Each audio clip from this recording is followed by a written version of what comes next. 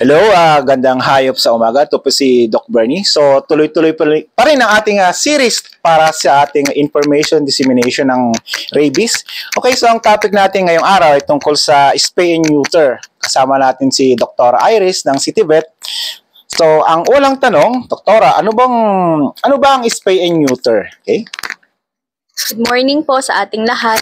Ang spay and neuter po ay isang procedure kung saan inaalis natin ang matres at ang balls ng mga alaga nating aso at pusa. Ito ay isang proyekto ng City Veterinary Office upang makontrol ang population ng pagdami ng aso at pusa dito sa Cabanatuan City.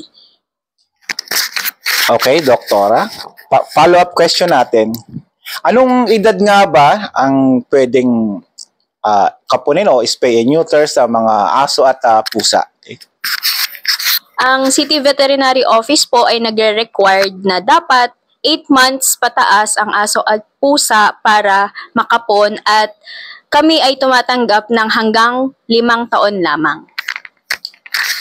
Okay, Doktora.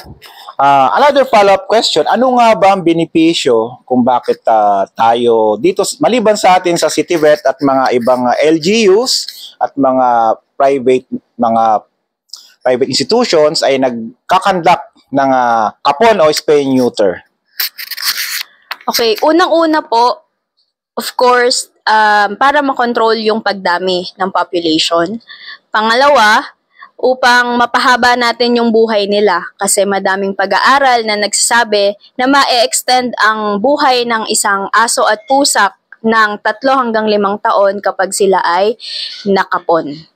At panghuli, syempre, ang goal natin para hindi na makapag-transmit ng nakakamatay na sakit na rabies.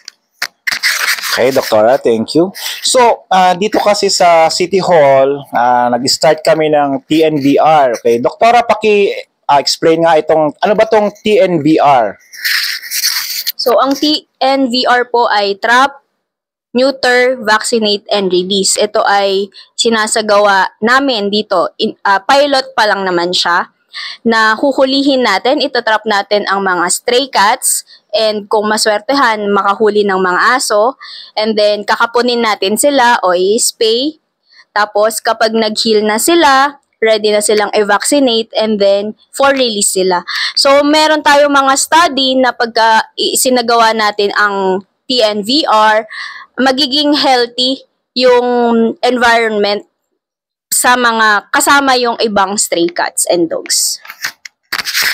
Okay, Doktora, maraming salamat sa information. So, tuloy-tuloy po ang programa ng CityVet. Sa mga nanonood po, sumusubaybay sa amin, pwede po kayo mag-comment yung mga katanungan ninyo at try po namin sagutin. So, bukas po, tuloy-tuloy ang anti-rabies sa Mayap-Yap Sur, second day po namin. At yun, bakuna po ng bakuna para bumaba po ang insidente ng rabies dito sa Cabanatuan. Maraming salamat po.